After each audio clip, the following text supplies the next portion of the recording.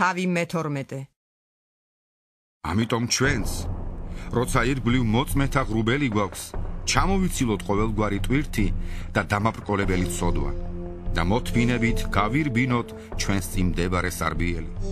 შევხედოთ რწმენის მიზეზსა და სრულმყოფელს, იესოს, რომელმაც მისთვის შეთავაზებული სიხარულის ნაცვლად დაითმინა ჯვარი, უგულებელყო სირცხვილი და ღვთის ტახტის მარჯვნივ დაჯდა.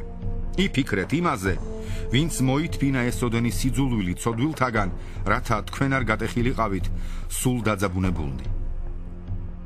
ჯერ კიდევ სისხლამდე არ მდგარხართ ცოდვის წინააღმდეგ საბრძოლველად და დაივიწყეთ შეგონების სიტყვა თქვენდამი მომართული, როგორც შვილებისადმი.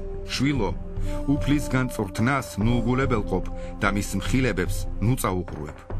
რადგან ვინც უყვარს, იმას წვრთნის უფალი, სცემს ყოველ შვილს, ვისაც ღებულობს. თუ თქვენ ითმენთ წვრთნას, ღმერთი გექცევათ როგორც შვილებს, ვინაიდან განა არის ისეთი შვილი, რომელსაც მამა არ წვრთნიდეს. ხოლო თუ დარჩებით წვრთნის გარეშე, რაც ყველასთვის საზიაროა, მაშინ თქვენ ბუშები ყოფილხართ და არა შვილები.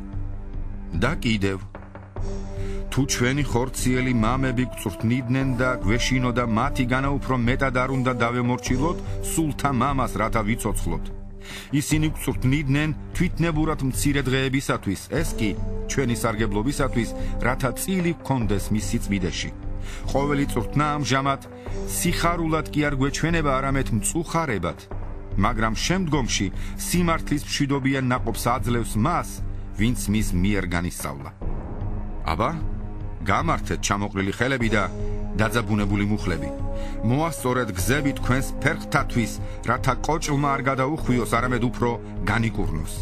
ეცადეთ იქონიოთ ყველასთან მშვიდობა და სიწმიდე, რომლისოდაც ვერავინ იხილავს უფალს. გაფრთხილდით, რომ რომელიმე თქვენგანს არ მოაკლდეს ღვთის მადლი, რათა რომელიმე მწარე ფესვმა აღმოცენებისას ზიანი არ მოიტანოს და ამით ბევრი არ შეიბილწოს. რათა არ იყოს თქვენ შორის გარყვნილი, ან ღვთის გარეგანი როგორც ესავი, რომელმაც ერთი შეჭამადისთვის უარი თქვა პირმშოღობაზე. თქვენ ხომ იცით, რომ ამის შემდეგ იგი უკუგდებული იყო, როცა მოისურვა მემკვიდრეობით მიეღო კურთხევა. ვერ მონახა მონანიების ადგილი, თუმცა ცრემლებით კი ითხოვდა ამას. თქვენ არ მიახლოებულ ხართ მთას, ხელშესახებსა და ცეცხლით აგზნებულს, არც ბნელსა და წყდიაც, ან კარიშხალს, არც საყვირის ხმას და არც სიტყვათა ხმას, რომლის გამგონენით ითხოვდნენ, რომ მათთვის აღარ გაგრძელებულიყო სიტყვა. ვინაიდან აღარ შეეძლოთ იმ ბრძანების ატანა, ხეციც რომ შეეხოს მთას, ჩაიქოლოს. იმდენად საშინელი იყო ეს სანახაობა, რომ მოსემაც თქვა, შეწრწუნებული ვარ და ვკანკალებ.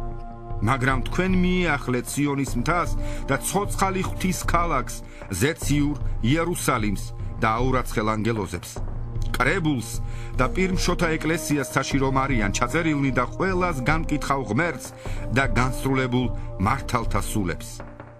და ახალი აღთქმის შუამდგომელ იესოს და საბყურებელ სისხლს, რომელიც აბელის სისხლზე უკეთმეტყველებს. ფრთხილად, ნუ უარყოფ მოლაპარაკეს, რადგან თუ კი ისინი ვერ გადარჩნენ, რომელთაც უარყვეს ქვეყნად მაუწყებელი, მით უფრო ჩვენ, თუ ზურგს ვაქცევთ ზეციდან მაუწყებელს, რომლის ხმამ მაშინ შეძრა მიწა და რომელმაც ახლა მოგცა ასეთი აღთქმა, კიდევ ერთხელ შევძრავ არა მარტო დედამიწას, არამედ ცასაც.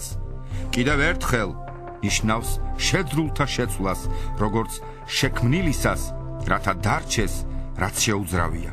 ამიტომ ჩვენ შეუძრავ სასუფეველს რომ ვღებულობთ, ვიქონიოთ მადლი, რომლითაც სათნოდ ვემსახურებით ღმერთს მოწიწებითა და მოშიშებით, რადგან ჩვენი ღმერთი ჭამელი ცეცხლია.